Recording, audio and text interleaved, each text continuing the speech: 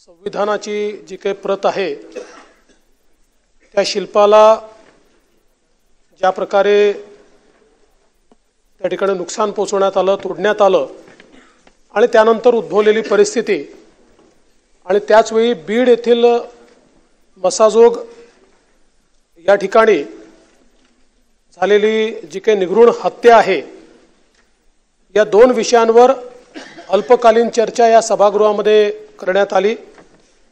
या चर्चेमध्ये सन्माननीय श्री नितीन राऊत साहेब, श्रीमती नमिताताई मुंदडा, श्री राजकुमारजी बडोले, सन्माननीय डॉक्टर राहुल पाटील, सन्माननीय श्री सुरेश धस जी, सन्माननीय श्री जितेंद्र आव्हाड जी, सन्माननीय श्री अभिमन्यु पवार जी, सन्माननीय नानाभाऊ पटोले जी, सन्माननीय संदीप क्षीरसागर जी, सन्माननीय विजय सिंह पंडित जी, सन्माननीय सुनील प्रभु जी, सन्माननीय अनिल देशमुख जी, सन्माननीय राजेश विटेकर जी, सन्माननीय राजू जी धोंड, सन्माननीय श्री सिद्धार्थ खरात, सन्माननीय श्रीमती ज्योति गायकवाड़, सन्माननीय बाबूराव कदम, सन्माननीय संजय जी मेश्राम, सन्माननीय श्री रोहित पवार या सर्व सन्माननीय सदस्यांनी या ठिकाणी सहभाग घेतला आणि या घटनेच्या संदर्भात जी काही माहिती त्यांच्याकडे आहे किंवा जी काही त्यांनी प्राप्त केली आहे, जी माध्यमात आली आहे, त्यातनं जे काही प्रश्न उपस्थित झाले आहेत, अशा सगळ्या बाबींवर या ठिकाणी एक सविस्तर अशा प्रकारची चर्चा केली। पहिल्यांदा मी परभणीच्या प्रकरणाच्या संदर्भातली माहिती या सभागृहाला देऊ इच्छितो। परभणीमध्ये आपल्याला कल्पना आहे की साधारणपणे दिनांक 10/12/2024 ला साधारणपणे 4:30 ते 4:45 दरम्यान एक दत्तराव सोपनराव पवार वय 47 या माणसाने जी काही भारतरत्न डॉक्टर बाबासाहेब आंबेडकरांच्या पूर्णाकृती पुतळ्याजवळ जी एक प्रतिकात्मक संविधानाची प्रत ठेवली होती, ती तिथे तोडफोड केली, त्याची काच फोडली, ती खाली फेकली आणि त्यानंतर अनेक घटनांना त्या ठिकाणी सुरुवात झाली। मुळात जर आपण बघितलं तर ही घटना घडल्यानंतर त्या ठिकाणी पोलिसांना जशी माहिती मिळाली, पोलीस घटनास्थळी पोहोचले, मोठ्या प्रमाणात जमाव त्या ठिकाणी वाढू लागला। जमावाने रोडवरनं जाणाऱ्या एका बसची, ट्रकची काच फोडली, रास्ता रोको आंदोलन सुरू केलं। मात्र त्यातल्या काही लोकांनी जिल्हाधिकाऱ्यांना फोन केला आणि त्यांना सांगितलं तुम्ही या ठिकाणी या। जमावातले काही लोक, काही नेते मंडळी होती जी शांततेने हे सगळं झालं पाहिजे असा प्रयत्न करत होती आणि त्यामुळे त्यांनी जिल्हाधिकाऱ्यांना फोन केला आणि सांगितलं तुम्ही या ठिकाणी या। जिल्हाधिकारी आले, जिल्हाधिकाऱ्यांनी त्या ठिकाणी चर्चा केली, भारतरत्न डॉक्टर बाबासाहेब आंबेडकरांच्या पुतळ्याला त्या ठिकाणी हार घातला आणि त्यानंतर सगळ्यांची चर्चा करून तो जमाव तिथनं गेला।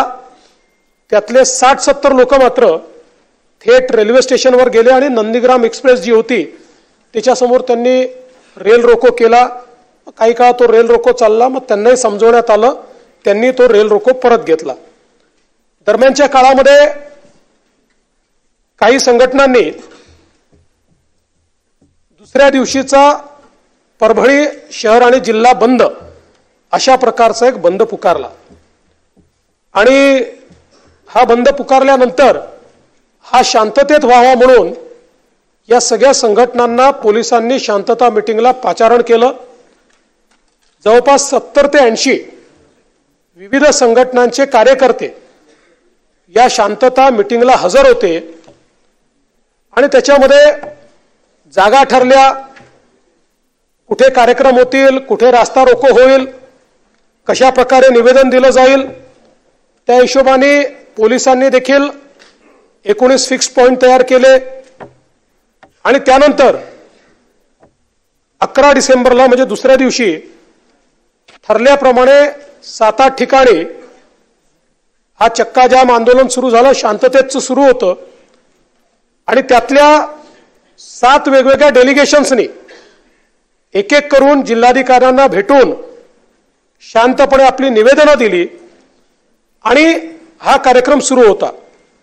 या दरम्यान अचानक खानापूर फाटा, वसंतराव नाईक पुतळा, विसावा फाटा, गंगाखेड रोड या ठिकाणी काही आंदोलकांनी पहिल्यांदा टावर जाण्याची सुरुवात केली।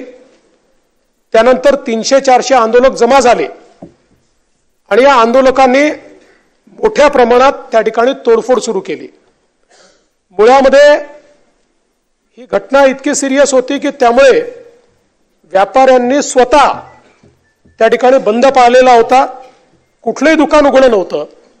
तथापि हा जो काही जमाव होता, हा जमाव बंद असलेल्या दुकानांची तोडफोड कर, त्यांचे सीसीटीव्ही फोड, बाहेर काहींच्या समोर तारा होत्या, वायर्स होत्या, त्या जाळण्याचं काम त्या ठिकाणी सुरू झालं आणि मग दिसेल ती मोटर त्या ठिकाणी जाळण्याचं काम झालं। मोठ्या प्रमाणात वेगवेगळ्या ज्या काही त्या ठिकाणी गाड्या होत्या त्या गाड्या जाळण्याचं काम झालं आणि हे सुरू असताना मग मात्र ही तोडफोड सुरू असताना पोलिसांनी तात्काळ त्या ठिकाणी 12 वाजता परभणीमध्ये आता जो काही नवीन कलम आहे 163 भाग नाग त्यानुसार जमावबंदी घोषित केली। पण याची उग्रता वाढत होती। ती उग्रता वाढत असताना पोलिसांनी त्या ठिकाणी अश्रुधुराचा वापर केला, लाठीचार्ज देखील त्या ठिकाणी केला आणि सगळ्यांना पांगवण्याचा प्रयत्न केला। यावेळी काही महिला होत्या, ज्या महिलांनी जिल्हाधिकारी कार्यालयामध्ये प्रवेश केला आणि मोठ्या प्रमाणात जिल्हाधिकारी कार्यालयात तोडफोड केली, काचा फोडल्या, त्या ठिकाणचे खुर्च्या फेकल्या, जिल्हाधिकाऱ्याच्या फायली फेकल्या। परंतु जिल्हाधिकाऱ्याने देखील अतिशय संयमाने कोणाशी दुर्व्यवहार न करता त्या ठिकाणी सगळी परिस्थिती हाताळली आणि यानंतर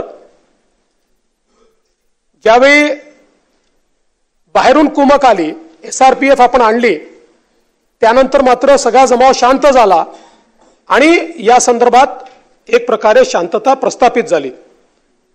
या दरम्यान कुठले कुठले गुन्हे दाखल झाले हे आपण स्वतः वाचून दाखवले आहेत, त्यामुळे मी पुन्हा वाचून दाखवणार नाही।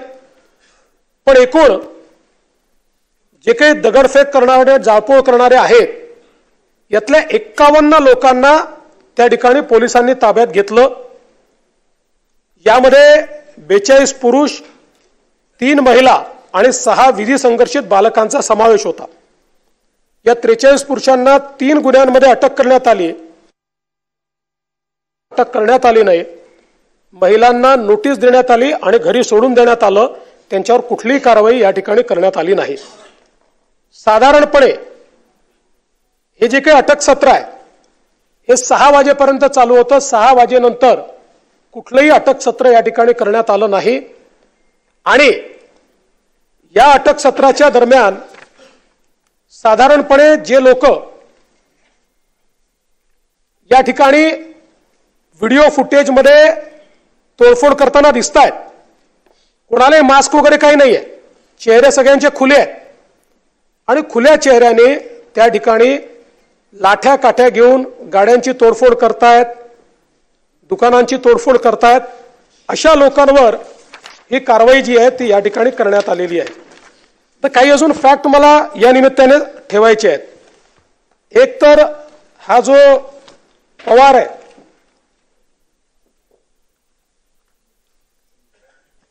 जो काही आरोपी आहे, हा आरोपी मनोरुग्ण आहे।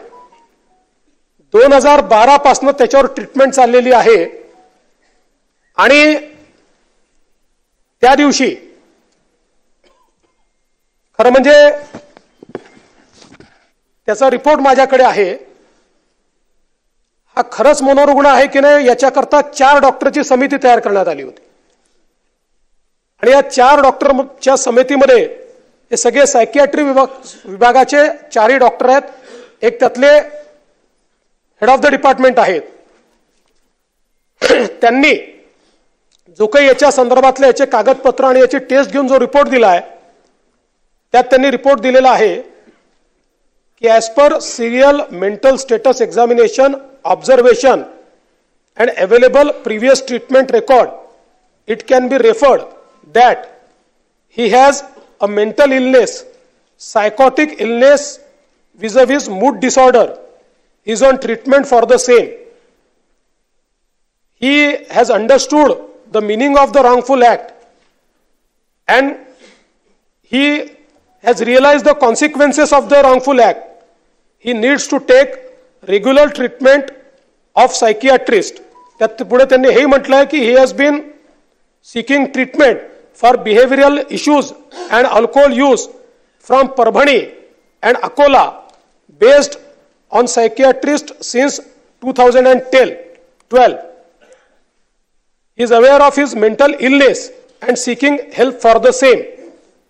He has expressed feeling of guilt, hopelessness, death wishes intermittently in reaction to the current life event. त्यामुळे मुळातच पहिल्यांदा तर मी या ठिकाणी सांगू इच्छितो की ही जी काही एक कॉन्स्पिरसी थिअरी तयार करण्यात येते की सकल हिंदू समाजाचा मोर्चा झाला आणि मग त्या मोर्चात काहीतरी संविधानाच्या विरुद्ध बोललं गेलं आणि मग त्याच्यातनं अशा प्रकारची घटना झाली म्हणून ते देखील या ठिकाणी स्पष्ट झालं पाहिजे. सकल हिंदू समाजाचा मोर्चा झाला होता 11:10 ते 12:35 आणि या मोर्चामध्ये कोण होत त्याच दिवशी त्याच्यानंतर 5 तासांनी घटना झाली आहे. हा जो व्यक्ती आहे हा या मोर्चात नाही, हा आपल्या बहिणीच्या घरून तिथे आलाय. आणि या मोर्चामध्ये कोण कोण उपस्थित होते? आमदार राहुल पाटील आपण उपस्थित होतात, स्वतः राहुल पाटील उपस्थित होते, आपले उभाठा आपल्या शिंदे गटाचे आनंद भरोसे, सुभाष जावळे, मराठा समन्वयक उपस्थित होते.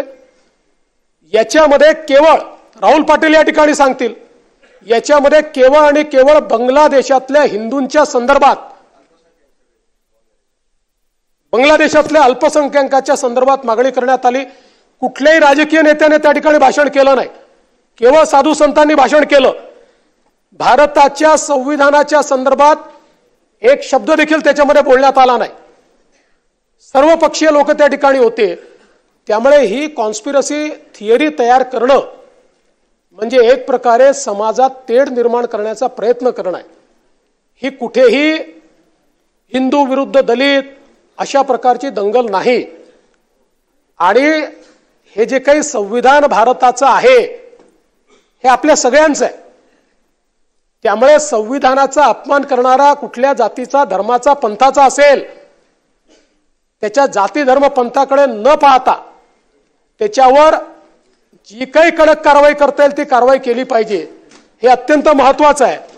आणि म्हणून या संदर्भात पहिल्यांदा तर ही कारवाई कुठल्याही जाती द्वेषातनं तयार झालेली नाही, कुठल्याही कॉन्स्पिरसीतनं अशा प्रकारे घटना घडलेली नाही, तर एका मनोरुग्णाने अशा प्रकारची घटना करून एक प्रकारे शहराचं स्वास्थ्य पूर्ण खराब केलेलं आहे. आता याच्यामध्ये एक अजून डिफरन्सिएशन केलं पाहिजे की या ठिकाणी बहुतांश आंदोलक हे शांततेने आंदोलन करत होते. ज्या प्रकारे भारतरत्न डॉक्टर बाबासाहेब आंबेडकरांना अपेक्षित आहे त्याप्रमाणे पूर्ण प्रशासनाला सहकार्य करून त्यांनी ते आंदोलन केलं. हे हजारो लोक होते. 200-300 लोक केवळ असे होते की ज्यांनी या आंदोलनाला पूर्णपणे गालबोट लावलं. आणि समोरून कुठलाही फोर्स नाहीये, परंतु कुठल्या तरी उद्वेगानं त्या ठिकाणी मोठ्या प्रमाणात तोडफोड झाली. आणि म्हणून ही जी कारवाई आहे आता ती अधिकची झाली आहे का याच्यावर मी येणार आहे. पण एक गोष्ट या सभागृहाने देखील लक्षात घेतली पाहिजे की जर बहुतांश लोक शांततेनं त्या ठिकाणी आंदोलन करत असतील तो राईटफुल अधिकार आहे. अशा वेळी जर काही लोक तोडफोड करत असतील तर आपल्याला हे ठरवायचं आहे की अशा प्रकारचा लॉलेसनेस आपण मान्य केला पाहिजे का. एक कोणीतरी मनोरुग्ण अशा प्रकारची कारवाई करतो आणि त्याच्यानंतर आपण बघा लोकांचं नुकसान किती झालंय या ठिकाणी। सरकारी कार्यालयांचं नुकसान तर आहेच, पण सामान्य जे नागरिक आहेत यांच्या गाड्या तोडल्या, टू व्हीलर तोडल्या, दुकानं तोडली, त्याचं देखील प्राथमिक नुकसान 1,89,54,400 कोटी रुपयाचं आहे। या लोकांचा काही संबंध नाही आहे या घटनेशी, पण त्यांचं अशा प्रकारे नुकसान हे या ठिकाणी करण्यात आलेलं आहे। पण हे सगळं होत असताना एक विषय सातत्याने या ठिकाणी आला, कोम्बिंग ऑपरेशनच्या संदर्भात। खरं म्हणजे साधारण 4-4:30 वाजता मला सन्माननीय बाळासाहेब आंबेडकरांचा फोन आला आणि बाळासाहेबांनी मला सांगितलं की मला माहिती मिळते की काहीतरी कोम्बिंग ऑपरेशन चाललंय। मी तात्काळ पोलिसांशी बोललो, त्यांना म्हटलं कशाचं कोम्बिंग ऑपरेशन करताय? म्हणाले आम्ही कोम्बिंग ऑपरेशन करत नाही, जे अपरंटली दिसतायत व्हिडिओ त्यांना आम्ही पकडतोय। मी त्यांना म्हटलं त्याचाही संदेश चांगला जात नाही। त्यानंतर आयजींचं, माझं आणि बाळासाहेब आंबेडकरांचं एकत्रित बोलणं झालं आणि 6 वाजेनंतर कुठल्याही वस्तीमध्ये कोणीही गेलेलं नाही। 6 वाजेनंतर कोणाला अटक देखील केलेली नाही। त्याच्यामुळे अशा प्रकारचं कोम्बिंग ऑपरेशन करण्यात आलंय हे काही योग्य नाही किंवा हे वस्तुस्थितीला धरून नाही। मात्र यामध्ये एक तक्रार ही आलेली आहे की पोलीस निरीक्षक अशोक घोरबांड यांनी वाजवीपेक्षा जास्त या ठिकाणी बळाचा वापर केला किंवा रॅशली बळाचा वापर केला। निश्चितपणे याची चौकशी केली जाईल आणि चौकशी होतपर्यंत अशोक घोरबांड यांना त्या ठिकाणी सस्पेंड केलं जाईल आणि त्यांना सस्पेंड करून याची चौकशी पूर्णपणे केली जाईल की त्यांनी वाजवीपेक्षा अधिक अशा प्रकारचा या ठिकाणी बळाचा वापर केला आहे का। दुसरा एक मुद्दा या ठिकाणी आला, वत्सलाबाई मानवते या महिलेला मारहाण करण्यात आली। मुळामध्ये ही जर घटना आपण बघितली तर या ज्या आमच्या भगिनी आहेत वत्सलाबाई, या हायपर ॲग्रेसिव्ह होत्या आणि त्या ॲग्रेशनमध्ये त्यांनी आपल्या एका महिला कॉन्स्टेबलवर हल्ला केला। त्याचे सर्व साक्षी पुरावे आहेत आणि त्या महिला कॉन्स्टेबल ॲडमिट आहेत आणि त्याही मागासवर्गीय भटक्या विमुक्त आहेत। म्हणजे आपण पोलिसांची जात पाहत नाही। आणि त्याच्यानंतर तो हल्ला झाल्यानंतर शेवटी अशा प्रकारे जर कोणी मोठ्या प्रमाणात आक्रमक होत असेल तर पोलिसांना, महिला पोलीस होत्या, त्यांना जबरदस्ती उचलून गाडीत बसवून न्यावं लागलं। कारण पोलिसांवरच जर हल्ला झाला तर पोलिसांनी इतरांची सुरक्षा कशी करायची, आणि म्हणून या संदर्भात निश्चितपणे मला असं वाटतं की ही जी काही बाब आहे ती अत्यंत महत्त्वाची आहे। यासोबत जो काही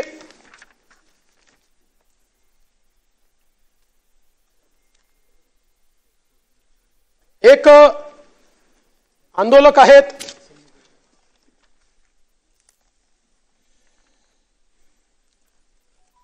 सोमनाथ व्यंकट सूर्यवंशी, हे सोमनाथ व्यंकट सूर्यवंशी जे आहेत हे लॉचं शिक्षण घेत होते। साधारण मूळ हे लातूर जिल्ह्यातले आहेत, त्या ठिकाणी त्यांचा परिवार आहे, पुण्यामध्ये आले, मग परभणीमध्ये शिक्षण घेत आहेत।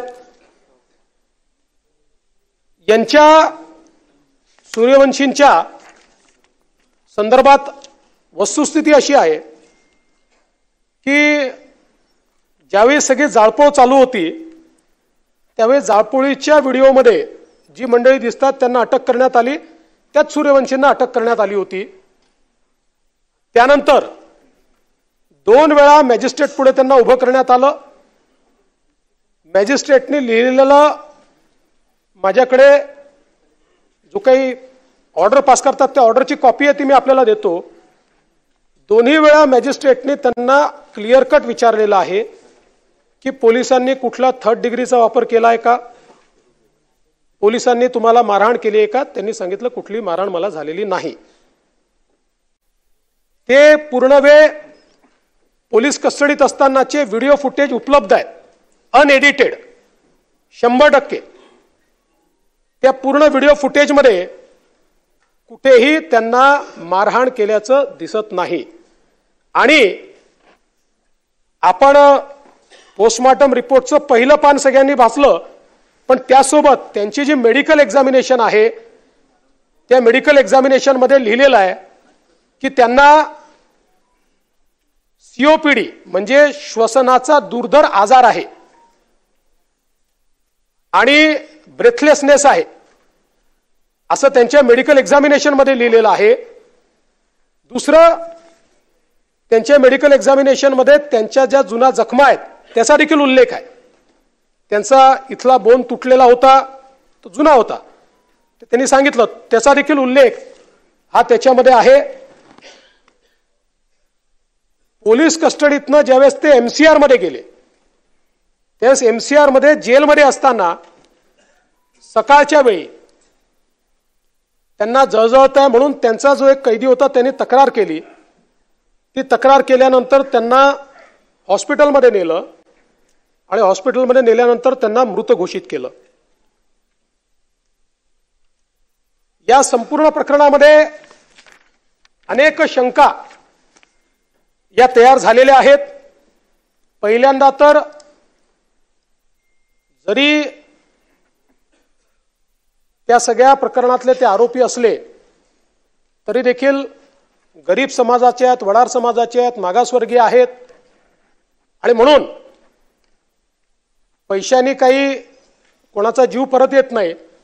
तथापि त्यांच्या कुटुंबाला 10 लाख रुपयाची मदत ही राज्य सरकारच्या वतीनं केली जाईल. आणि ज्या शंका उपस्थित झाल्या, शेवटी शंका जर उपस्थित झाल्या असतील तर त्याचं निरसन झालं पाहिजे, केवळ एकतर्फी होऊन चालणार नाही. आणि म्हणून या सगळ्या प्रकरणाची न्यायालयीन चौकशी ही केली जाईल. आणि ही करत असताना नानाभाऊ आपल्यालाही सांगतो आणि नितीन राऊत साहेब आपल्यालाही सांगतो, 1998 नंतर माननीय उच्च न्यायालयाने निर्णय घेतला की न्यायालयीन चौकशी करता आम्ही सिटिंग जज देणार नाही. आपण त्यांना पत्र पाठवतो, ते रिटायर्ड जजची नावं पाठवतात, त्याच्यावरच आपण न्यायालयीन चौकशी करतो. तशा प्रकारे जे काही संशय याच्यात तयार झालेले आहेत त्या संशयाच्या संदर्भातली न्यायालयीन चौकशी ही निश्चितपणे केली जाईल.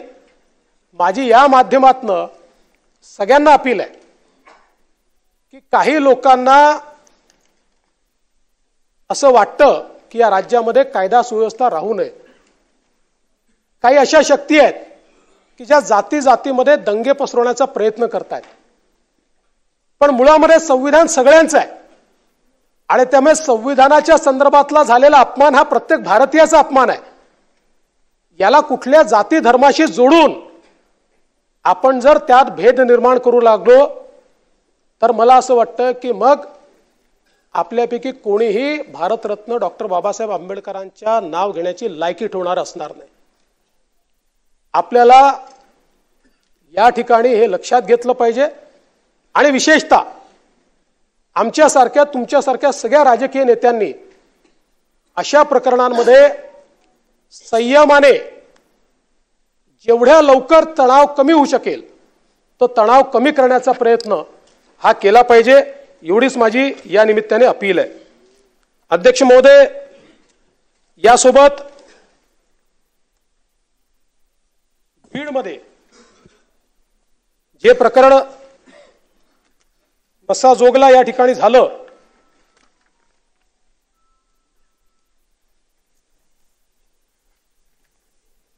हे प्रकरण अत्यंत गंभीर आहे.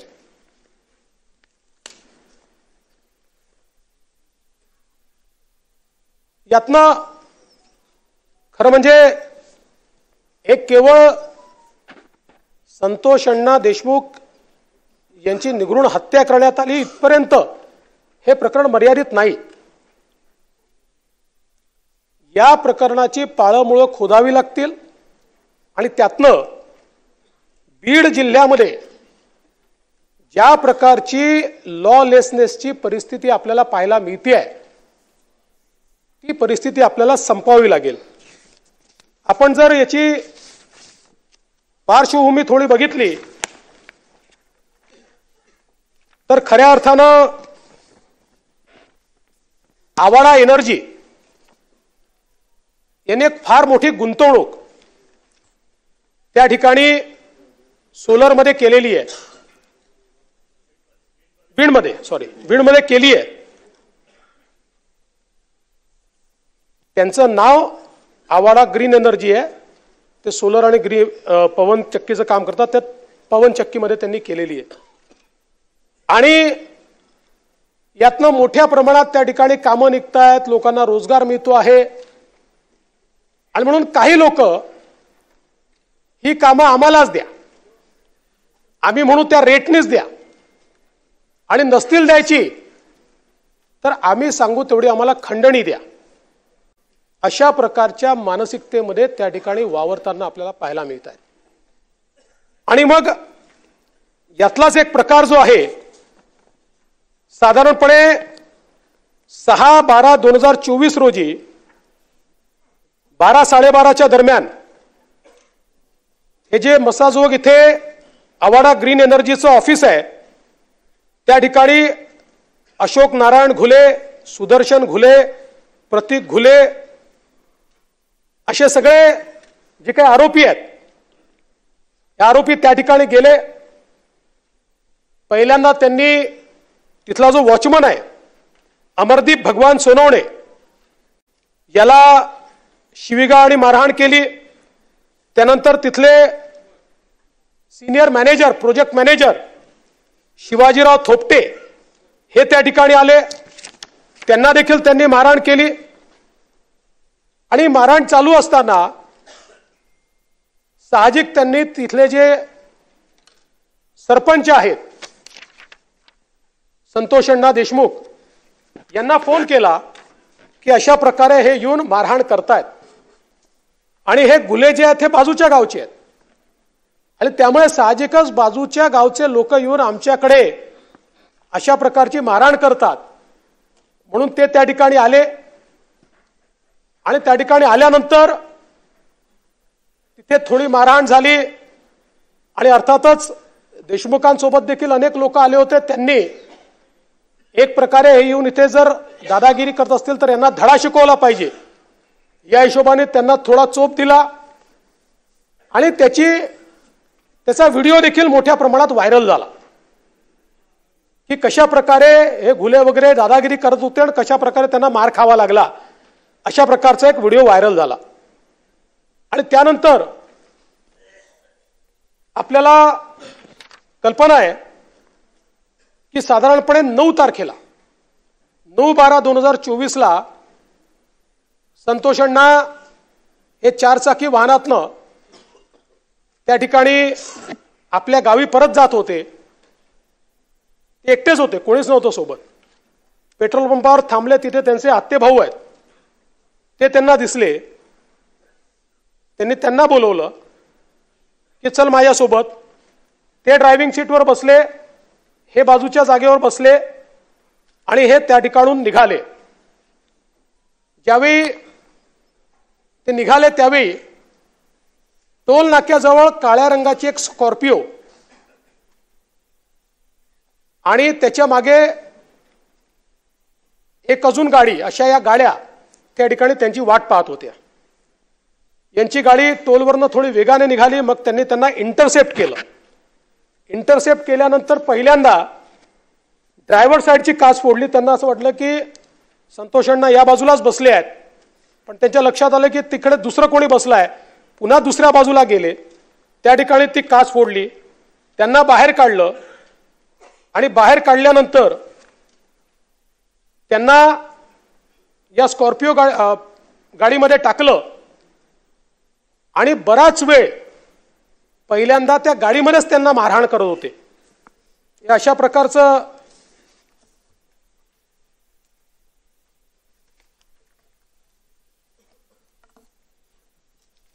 अशा प्रकारच्या तारा होत्या की ज्या तारांच्या अशा त्या गुंडाळून आणि जे पाठीवर सगळे व्रण दिसत आहेत ते याचे व्रण आहेत.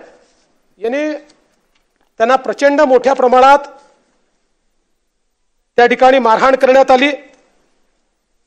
त्याच्यानंतर पुढे त्यांना उतरवून मारहाण करण्यात आली आणि ज्यावेळी असं लक्षात आलं की आता हे जिवंत नाहीत, त्यावेळी त्यांना सोडून हे सगळे लोक पळाले। आता या सगळ्या याच्यात सातत्याने सरपंचांचा भाऊ हा घुले यांच्या संपर्कात होता आणि तो घुले त्यांना सारखा सांगायचा 20 मिनिटात सोडतोय, 15 मिनिटात सोडतोय। अशा प्रकारे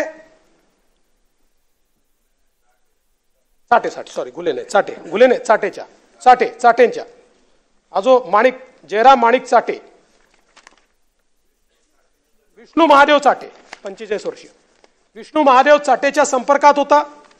तो सारखा सांगायचा सोडतोय, पण त्यांनी त्यांना काही सोडलं नाही। प्रचंड मारहाण त्यांना त्या ठिकाणी करण्यात आली आणि त्या मारहाणीमध्ये त्यांचा मृत्यू त्या ठिकाणी झाला। अतिशय दुर्दैवी अशा प्रकारचा मृत्यू आहे। यात एकच फक्त सुरेश अण्णांनी या ठिकाणी जो मुद्दा मांडला, कारण काही गोष्टी या रेकॉर्डवर ठीक सांगतो की हा जो काही मुद्दा समोर आलेला आहे की त्यांचे डोळे वगैरे जाळण्यात आले, ही वस्तुस्थिती नाही आहे। त्यांच्या डोळ्यावर मारण्यात आलेला आहे, पण डोळे जाळण्यात आलेले नाही आहेत। पण जो काही त्यांची हत्या झालेली आहे, अतिशय निगृढ अशा प्रकारची ही हत्या झालेली आहे। आणि याच वेळी खरं म्हणजे काही प्रश्न उपस्थित झाले की ही 6 तारखेची घटना झाली, या 6 तारखेच्या घटनेवर एट्रॉसिटी हा उशिरा का दाखल करण्यात आला। त्याचं प्रामुख्याने कारण असं होतं की 6 तारखेच्या घटनेची जी फिर्याद आहे, ही फिर्याद प्रोजेक्ट इंजिनियर शिवाजी थोपटेंनी दिली होती आणि त्यावेळी त्यांनी स्वतःला मारहाण कशी झाली या संदर्भातली फिर्याद दिल्यामुळे तिथे एट्रॉसिटी अट्रॅक्ट झाला नाही। 4 दिवसांनी ज्यावेळेस त्यांनी ॲडिशनल फिर्याद अमरदीप सोनवणेची दिली, अमरदीप सोनवणे हे मागासवर्गीय असल्यामुळे त्या फिर्यादीवर एट्रॉसिटी त्या ठिकाणी लागू करण्यात आली। याच दरम्यान एक अजून वस्तुस्थिती आपल्या लक्षात आली आहे, ती म्हणजे 29/11/2024 रोजी ही एक केस पोलीस ठाण्यात फिर्याद आहे की ज्या फिर्यादीमध्ये असं म्हटलंय की सुनील केंदू शिंदे हे मस्साजोग येथील आवादा एनर्जी प्रकल्पाच्या कार्यालयात हजर असताना त्यांचा मोबाईल क्रमांक जो काही असेल वर विष्णू चाटे याच्या मोबाईल क्रमांक जो काही असेल यावरून वाल्मिक कराड याने प्रकल्पाचे काम बंद करण्याबाबतची धमकी दिली। तसेच दुपारी 14:30 सुदर्शन घुले याने कार्यालयात येऊन काम बंद करण्याबाबत धमकी दिली व काही दिवसापूर्वी Shivaji Thopte project senior manager यांना वाल्मिक कराड याने परळी येथे बोलवून आवादा कंपनीचे काम बंद करा, अन्यथा 2 करोड रुपये देऊन काम चालू ठेवा असे सांगितले व वेळोवेळी विविध लोकांचे मोबाईलवरून प्रत्यक्ष अप्रत्यक्षरित्या प्रकल्पाचे काम बंद न ठेवल्यास मारहाण करण्याच्या व जीवे मारण्याच्या धमक्या दिल्या। हा गुन्हा आधी घडलेला आहे, त्यानंतर हा गुन्हा घडलेला आहे। मात्र या संपूर्ण प्रकरणामध्ये या दोन्ही गुन्ह्यांचा काय संबंध आहे याची चौकशी आपण करतोय। मी या निमित्ताने या सभागृहाला आश्वस्त करू इच्छितो, हा जो काही गुन्हा घडलाय याचा मास्टरमाइंड कोणीही असला तरी त्याच्यावर कारवाई केलीच जाईल।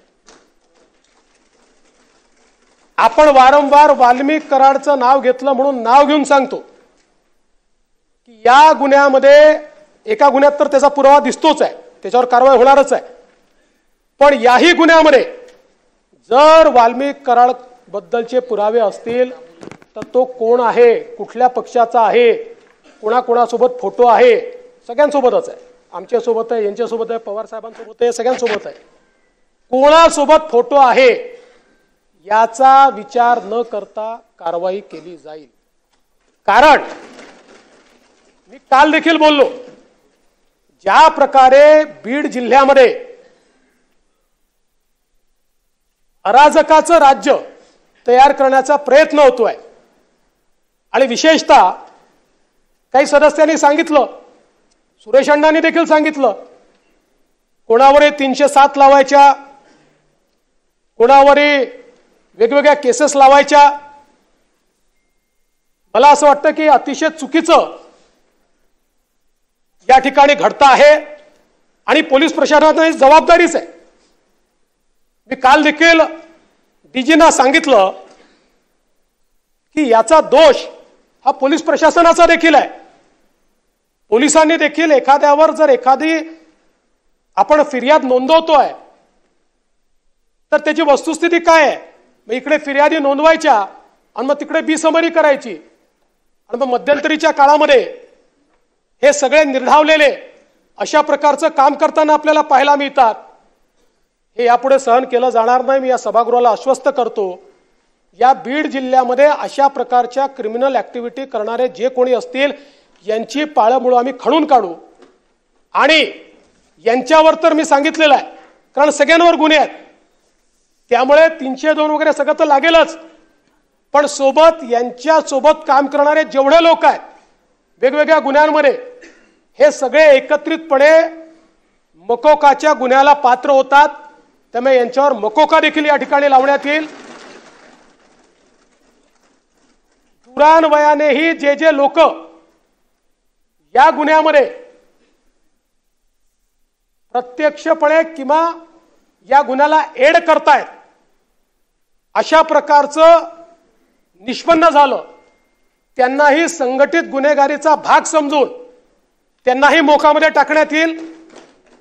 आणि बीड जिल्ह्यामध्ये वाळू माफिया, बीड जिल्ह्यामध्ये या ठिकाणी वेगवेगळ्या उद्योगांना त्रास देणारे अशा प्रकारचे जे लोक आहेत,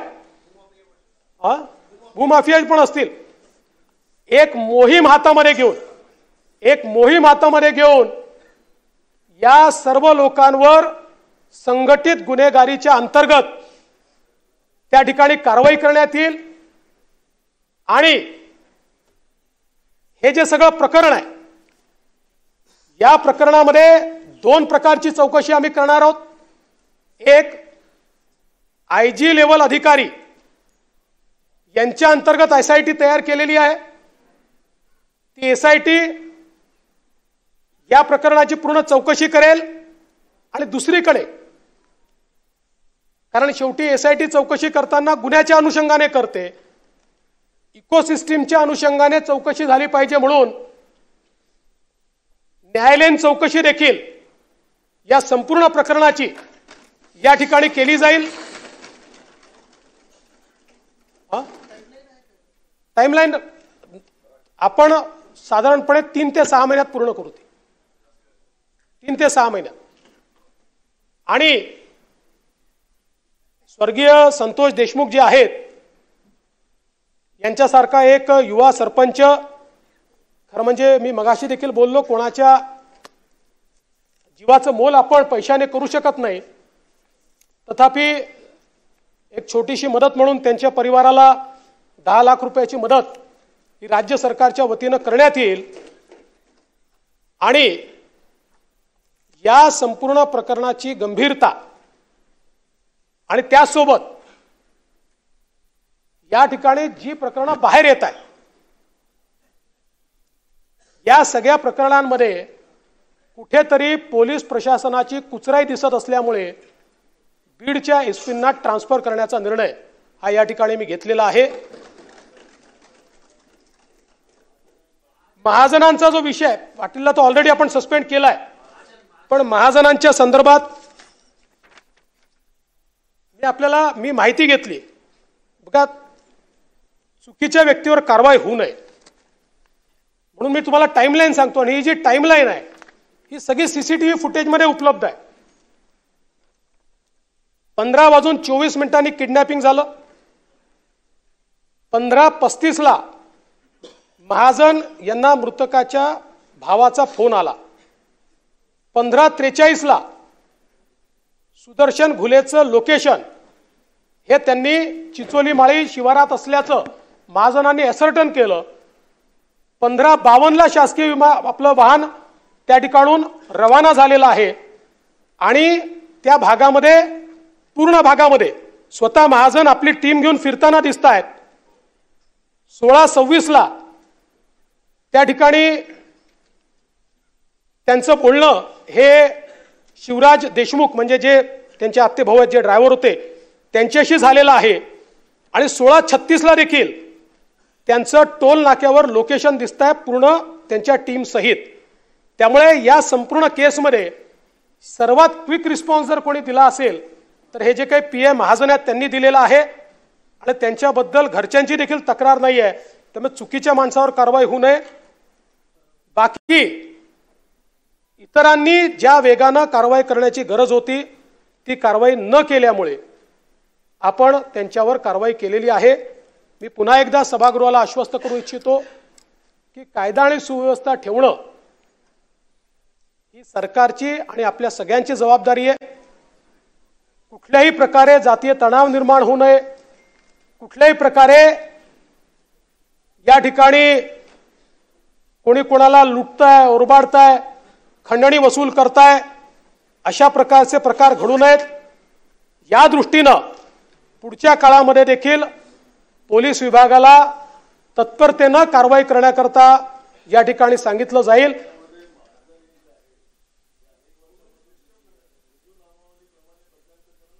ते असेल तर बघू तो काही प्रश्न नाही.